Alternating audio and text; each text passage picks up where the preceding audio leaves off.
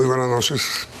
Bueno, finalmente hoy se presentó al Congreso de la República la contrarreforma a la salud. Esta contrarreforma modifica sustancialmente el proyecto presentado por el gobierno a través de la ministra Carolina Corcho. Muchos expertos intervinieron en la redacción de esta contrarreforma, pero uno de ellos fue el ex viceministro de Salud, Germán Escobar, quien asesoró fundamentalmente al Partido Liberal. El doctor Escobar, quien es nuestro invitado esta noche, fue viceministro del ministro Fernando Ruiz en el pasado gobierno, y el ministro Ruiz ha sido uno de los más grandes críticos del proyecto de la ministra Corcho. Bueno, señor viceministro, muchas gracias por aceptar esta invitación. ¿En qué quedamos? A la gente quiere saber es EPS. ¿En qué quedan los EPS? ¿Siguen o no siguen? Siguen, Yamil, pero se transforman. Hay un cambio sustancial. Hay muchas EPS que lo han hecho muy bien en estos 30 años, pero también hay que decirlo que hay otras que no. Y hay gente que ha sufrido por esa mala atención. Entonces sigue el modelo de aseguramiento mixto, con EPS o aseguradoras públicas, privadas o mixtas, pero con más controles, con un nuevo esquema de UPC, ya hablaremos de eso seguramente, y con las Secretarías de Salud apoyando esa gestión integral del riesgo en los territorios. Una persona que está afiliada hoy a una EPS continúa asegurada. Continúa asegurada y el proyecto lo dice muy bien en la transición. No puede estar en ningún momento sin ningún tipo de seguro. Exacto, tiene su EPS. Tiene su y EPS. eso no se reforma. Y además, durante 6 meses de transición, debería tener asegurado su médico, su tratamiento, que no puede haber un traumatismo entre un cambio de un sistema a otro. No, pero un momentito.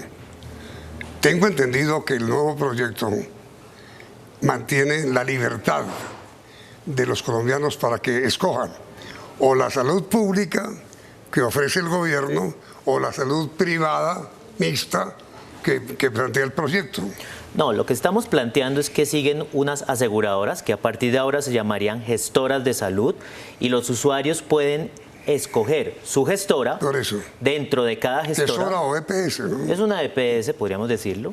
Dentro de cada gestora escogen su centro de atención primaria, en eso coincidimos con el gobierno, y dentro de cada centro de atención, si hay más de 2 médicos, pueden escoger su médico. ¿Cuántos colombianos están hoy suscritos o afiliados a EPS? En este momento la cobertura en Colombia es del 98% de esos casi 50 millones de personas. Más de 40 millones. Esos 40 millones pueden estar tranquilos esta noche. Su EPS continúa viviendo. Eso es lo que queremos con este proyecto. No, lo que dice el proyecto. Claro, su EPS continúa, su EPS sigue configurando las redes de atención en salud y sigue preservando el médico tratante. Una persona que tiene su tarjeta de EPS, de cualquiera, se enferma, necesita atención, presenta su tarjeta y la atiende. De hecho, desde hace bastante tiempo ya ni siquiera necesitas la tarjeta. Ah, pero eso sigue igual. Sí, o sea, la atención se preserva igual. Y la afiliación, sí señor. El EPS continúa. Ahora, me dijo usted hace un momento, lo que sí cambia es un tema administrativo, no público. ¿Quién maneja la plata? La plata que nos descuentan a todos, pues, ¿quién maneja esa plata? Así es, ahí también hay unas coincidencias en el sector en general. La plata la van a manejar la ADRES. Lo que tenemos... Perdón, ¿qué es la ADRES? La ADRES es la administradora de los recursos de la salud. Que es una entidad pública. Que es una entidad pública, independiente, que reemplazó a Fosiga luego de la reforma a la salud anterior, la estatutaria. La ADRES tendrá en sus cuentas un recaudo único y a partir de ahí hace giro directo a cada uno de los prestadores. La diferencia es esta. Le pregunto. La diferencia está en que los recursos que recaudan las EPS ya no tendrán libre manejo por parte de las EPS, sino que irán directamente a ADRES. Tal cual. La ADRES los tiene y los paga directamente a los prestadores, a los hospitales y clínicas. Correcto. Lo que harán las EPS, las nuevas EPS, será toda la gestión del riesgo para autorizar esos pagos y la auditoría de esos pagos. En Colombia se prestan casi 700 millones de servicios de salud al año.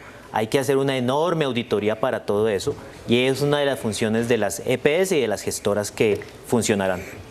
Y entonces, doctor Escobar, ¿quién va a pagar la deuda que actualmente tienen las EPS con todos los hospitales del país? ¿Cuánto es?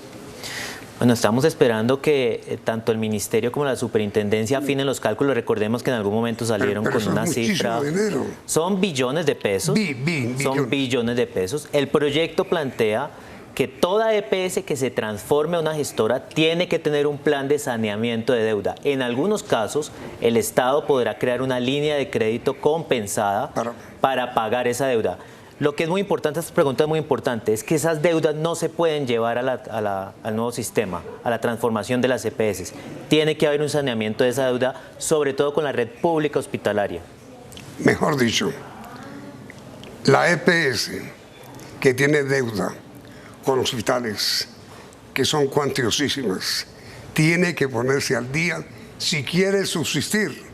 Por supuesto, es que el sistema no puede seguir acumulando deuda cada vez que tenemos un problema de flujo. Tenemos que acabar ese problema. Salimos de un gobierno que hizo ley de punto final, aún así queda una deuda y por eso es esta reforma. ¿Y si la EPS no tiene con qué pagar? Tendrá que entrar en proceso de liquidación si no tiene acceso al sistema de tasa compensada de créditos y demás. Si no paga, se liquida. Tendrá que liquidar si tendremos otras gestoras saneadas con mejor atención. Entonces se va a abrir una especie de licitación para nuevos gestores que equivalen a las EPS. Siempre está abierta, pero con estas nuevas condiciones que estamos hablando aquí, con unos controles más estrictos, con una UPC reformada, con las secretarías de salud ayudando en los territorios. Porque es que el proyecto del gobierno prohibía la creación de las EPS. Ahora no, se permite con el nombre de gestoras. Claro. Y totalmente limpias. Claro, necesitamos depurar el sistema, cambiar muchas cosas del sistema, pero es una buena pregunta porque lo que estamos preservando aquí es el modelo de aseguramiento. Mal que bien este modelo de aseguramiento tiene aseguradas hoy el 98, casi 99% de las personas, una enorme protección financiera dado este sistema y cierre de brechas de equidad también, a pesar de que persisten en algunas zonas. Las EPS que no tengan capacidad de pago en este momento, ¿qué deben hacer para salvarse? Bueno, en este momento parte del comunicado que salió conjunto al texto pide que el gobierno agilice el flujo de recursos, el gobierno debe continuar girando la UPC. No solo eso, sino girando el recurso natural y rutinario de la salud cada mes que le giran a las EPS mientras se discute la reforma. Es indispensable que no se atrase ese giro. Y por otro lado, el proyecto de reforma sí establece unas líneas de crédito con tasa compensada, con periodos de gracia, etcétera, que el gobierno también deberá tratar con bancos de primero y segundo piso. ¿Qué es lo que ha originado la altísima deuda de las EPS hoy con todas las clínicas y hospitales? Son muchos factores, una serie, podríamos decir una cadena de factores o de errores, algunos de los cuales son: lo cierto es que en estos 30 años las EPS han estado muy solas en su gestión. Algunas, como lo sabemos, lo hacen bien y tienen poca deuda, hay otras que lo han hecho muy mal. Segundo, tenemos una UPC que nunca durante estos 30 años ha reconocido realmente el desempeño de las EPS. Para que la gente nos entienda perfectamente, la UPC es lo que pagan por persona. Por cada persona, por exactamente. Exactamente. Que paga la EPS. Que paga, y a su vez a la EPS el gobierno le da esa UPC. Entonces, que financia el gobierno. Tal cual. Es decir, hay una gran deuda ahí del gobierno. Hay un cálculo del gobierno que no es que esté mal hecho, pero que le ha faltado tener ajustes porque el riesgo suyo, Yamir, y el mío es diferente. Entonces nuestra UPC también debe ser diferente. Mejor dicho, es una especie de círculo vicioso. Las EPS dicen, yo no puedo pagarle a las IPS, a los hospitales, porque el gobierno no me paga la capitación. Así es, y los hospitales a su vez dicen, yo no puedo pagarle a los proveedores si no me pagan a mí. Entonces, lo que queremos es romper ese círculo vicioso. ¿Y cómo se hace? Primero, hay que sanear, como lo venimos hablando, hay que terminar de sanear deudas. El sistema ha depurado una gran cantidad de deudas. En los últimos 4 años se depuraron casi, o si no más de 10 billones de pesos en deudas. Lo que queda ahora es tener los números claros, en eso confiamos también en la Superintendencia Nacional de Salud, y el plan de saneamiento de deudas una vez entremos en esa transición. Cuando entre el nuevo sistema, empezamos de cero, con nuevas condiciones, con mejor gestión, con mejor control, esperando que no haya más deuda. Entonces, doctor Escobar, el famoso cero, deuda cero del exministro Uribe no sirvió. Bueno, el sistema ha venido acumulando deudas cada cierto tiempo. Se han tratado de hacer reformas y se han tratado de inyectar recursos frescos. Y lo cierto es que todavía no hemos tenido un sistema totalmente depurado. Y a ver, doctor Escobar, de parte de las EPS, las que no funcionan bien, ¿ha habido desvíos de recursos? Muy difícil decirlo, Yamit. ¿Por qué? Porque algunos recursos no es que se hayan desviado hacia cosas que no sean de salud, pero pueden haber estado utilizados de manera ineficiente. Por ejemplo, programas que no hayan funcionado bien. Por ejemplo, poco seguimiento a las cohortes de riesgo que de verdad lo necesitan. Ese tipo de cosas sí han sucedido y más bien se podría tratar de ineficiencias que de desvíos de recursos que también se han dado, hay que reconocerlo, por supuesto. Mire, doctor Escobar, para total información de todos nosotros, ¿qué es el régimen subsidiado? El régimen subsidiado es aquel que afilia y asegura a las personas que no tienen capacidad de pago para contribuir directamente a financiar el sistema de salud. ¿Y qué es el régimen contributivo? Es el grupo de personas afiliadas y aseguradas que, en razón de su capacidad de pago, contribuyen directamente a financiar el sistema. ¿Qué va a pasar con el régimen subsidiado? Los dos regímenes se unifican en un régimen único de salud, lo que no quiere decir que adentro del régimen no existan unas personas que estén subsidiadas y unas personas que sigamos contribuyendo. Eso no se lo entiendo. Es decir, ¿qué va a pasar ahora con las personas del CISBEN, para darle un ejemplo, que tienen asistencia de salud subsidiada? Seguirá siendo subsidiada. La diferencia es que ya no hacen parte de un régimen distinto, sus EPS no son distintas. Las aseguradoras tienen un solo régimen y al interior de él la persona sigue estando subsidiada. ¿Cómo lo sabemos? Porque hay personas que están pagando pilas, los independientes, hay personas con trabajo formal, y las que no son las que entran a ser subsidiadas dentro de ese régimen único de salud. Pero miren, la informalidad laboral en Colombia económica llega hoy a más del 50%, lo cual permite suponer y afirmar que el 50% de la gente tiene con qué pagar su seguro de salud, pero el 50% no. Si eliminan el régimen subsidiado, ¿cómo va a ser las personas que no tienen con qué pagar?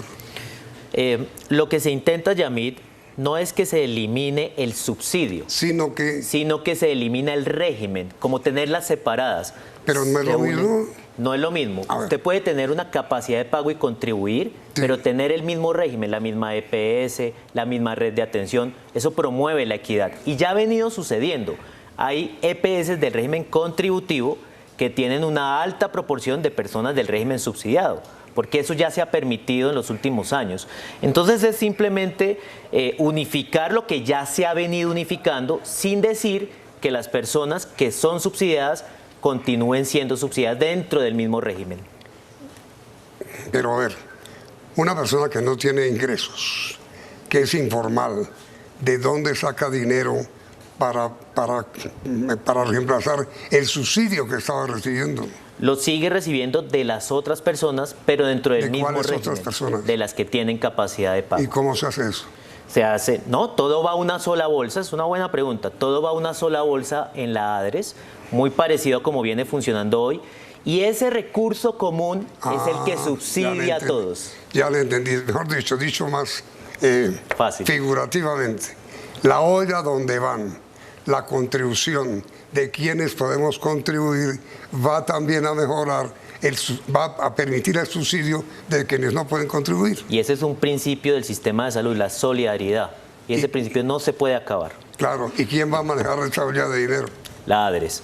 La ADRES lo ha venido manejando, por eso es la administradora de los recursos. Ahora le damos más dientes, más elementos para que no solo colecte en una sola olla, como lo dice usted, Sí. sino que haga el pago directo a los prestadores de salud. Ahora, ¿qué va a pasar con las EPS que actualmente tienen aseguramiento y servicio, es decir, seguro y clínica?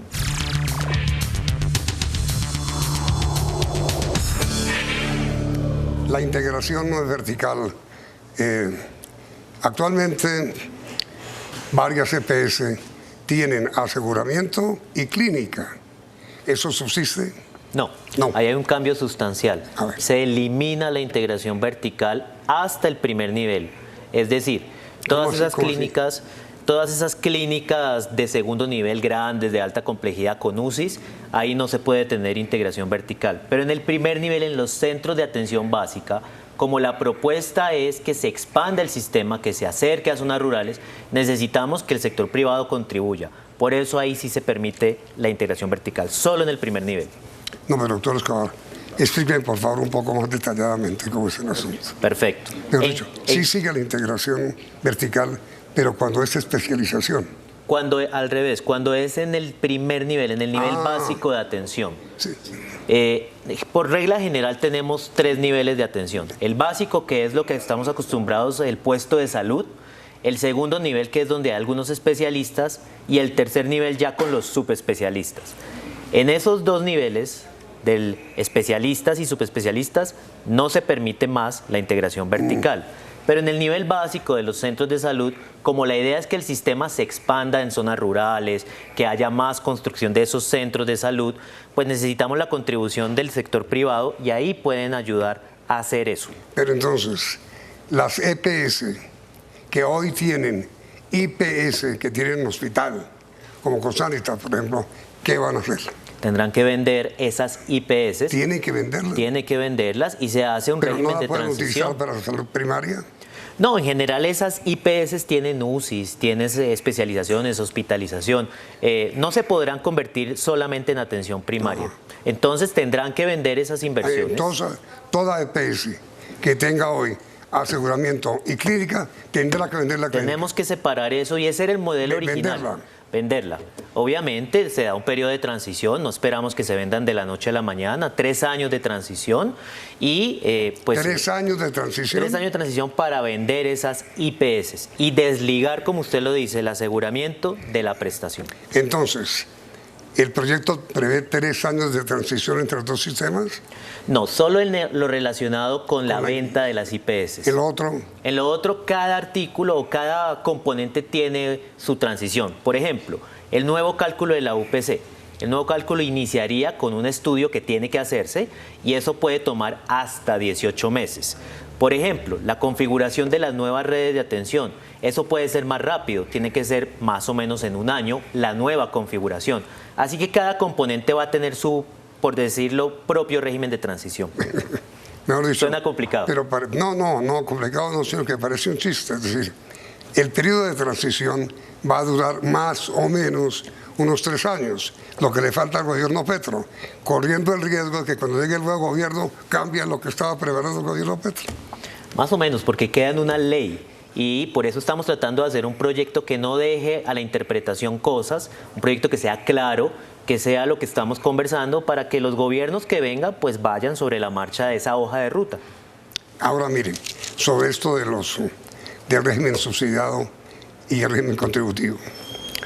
Cuando una persona enferma llega a una institución, a un hospital, a una clínica, en la clínica le preguntan, ¿usted es del régimen subsidiado o del régimen contributivo? Y eso ahí, si es del régimen contributivo, atienda. Si es del régimen subsidiado, ponen talanqueras. Eso desaparece. Desaparece, queda un solo régimen, ya no va a haber esa diferencia. No importa si soy subsidiado o si contribuyo al sistema. Tengo el único régimen de salud y después de la ley estatutaria un único plan de beneficios. Usted fue viceministro de Salud del ministro Fernando Ruiz en el pasado gobierno. El ministro Ruiz ha sido uno de los más grandes críticos del proyecto de la ministra Corcho del actual gobierno. Por supuesto, usted también lo fue, o lo es. Yo diría que hay que pasar de la crítica a la solución. Este proyecto busca alinearse con las propuestas del presidente Petro, que son loables y que hay que transformar el sistema, pero también alinearse con las propuestas de muchos agentes, de muchas personas del sector, incluso pacientes, que están buscando una transformación del sistema sin destruir lo que tenemos. Ahora miren, para que todos tengamos ya una imagen clara de cómo queda la salud en Colombia, que es el tema más importante del día, ¿qué no le aprueban al gobierno? ¿Qué? Primero, la eliminación de las EPS. La eliminación de las EPS. Eso no se le aprueba. No estamos de acuerdo. Muy bien, entonces, pierde el gobierno en el sentido de que las EPS continúan. Segundo, ¿qué le aprueban al gobierno? Yamit, con una anotación, perdóneme. Se aprueban, pero se transforman. Sí, señor. Y segundo, para hacerlas más efectivas. Claro, es que tampoco puede continuar todo igual. Claro, para que no manejen recursos. Para que no manejen recursos, para que tengan más controles, para que se premie el desempeño bueno de ellas. Perdón esta pregunta. Si las EPS, si se aprueba el proyecto que ustedes presentaron, o que los partidos presentaron, no van a manejar recursos, sino lo hace la ADRES, ¿será un buen negocio tener ahora una EPS?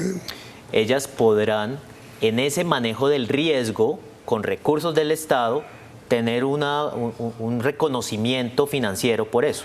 Por eso, si lo hacen bien, reciben unos recursos por hacerlo bien. Si lo hacen mal, no reciben ni ponen de su plata. Ahí no le entiendo. A ver, si yo antes, yo EPS, recibía los recursos de los contribuyentes, de mis usuarios, lo recibía, era plata que yo recibía. Ahora no la recibo, ¿qué negocio es? Pero recibe plata para sostenerse. ¿Quién? ¿De quién? También de la ADRES, eso hace parte de la UPC. La ADRES le paga a la EPS. Claro, tiene que pagarle porque alguien tiene que sostener las personas que gestionan el riesgo, que organizan las redes, eso tiene un costo. Eso se reconoce y hay un componente importante que va con la pregunta. Si hacen bien su trabajo, si hay resultados en salud, eso es un ahorro para el sistema de salud, pero también para la sociedad. Ese ahorro se reconoce. Y entonces, miren, ¿cómo hace la ADRES para saber si la EPS lo hizo bien o mal? Hay que colocar un sistema de monitoreo, de evaluación, con indicadores de resultado. ¿Quién hace ese monitoreo? Lo tiene que diseñar el Ministerio de Salud con la Superintendencia Nacional de Salud. No es algo extraño, se ha venido haciendo. Lo que estamos haciendo es colocarlo en un solo sistema unificado, interoperar sistemas, definir bien los indicadores para saber cuáles son los resultados que vamos a medir, cómo los vamos a medir y reconocerlos. Entonces, con toda esta reforma que va a haber, que seguramente habrá, nada va a pasar inmediatamente. No puede. Sería muy traumático. En ninguna reforma todo puede pasar en el momento cero. Tiene que haber un periodo de transición, permitirle a los agentes ajustarse y a los usuarios entender cómo va a funcionar el nuevo sistema. Eso también es importante. Claro. Ahora, todo lo que hemos hablado en esta entrevista, doctor Escobar, y que está contemplado en el proyecto presentado al Congreso de la República anoche hoy, no tiene aplicación inmediata. Todo sigue igual mientras el Congreso no apruebe. Exactamente, pero el llamado que hacen los partidos es, mientras se aprueba, se debe seguir girando el dinero, debe seguir atendiendo, porque sí estamos viendo que hay una crisis en el sistema. El sistema ha tenido retrasos en los pagos incluso desde el gobierno a las EPS, y eso al final pues termina en barreras de acceso. El sistema tiene que seguir, esto es como un avión, el avión tiene que seguir volando mientras se discute y ojalá se apruebe una buena reforma. Es decir, el gobierno tendrá que seguir pagando las IPC para que ADRES reciba recursos para trasladarle a las EPS. Claro, por supuesto. Y las EPS a su vez tienen que responder con también todas sus deudas con los hospitales en el corriente, tienen que seguir organizando sus redes, seguir contratando con los hospitales, todo tiene que seguir. Mejor dicho, nuestros televidentes pueden dormir tranquilos durante mucho tiempo más. Por ahora no hay ningún tipo de reforma a la salud hasta cuando el Congreso no lo apruebe. Y tienen mayoría, Partido Liberal, Partido Conservador, Partido de la U, mayoría. Bueno, ese tema político nos toca discutirlo con los congresistas, pero Pues sí. mire, doctor Escobar, muchísimas gracias por esa explicación. Creo que nuestros televidentes como yo hemos quedado bien informados. Muchas gracias, Yamil, por la invitación. A usted muy amable. Y a ustedes televidentes, gracias por la sintonía y los invitamos a que continúen aquí en Noticentro CB.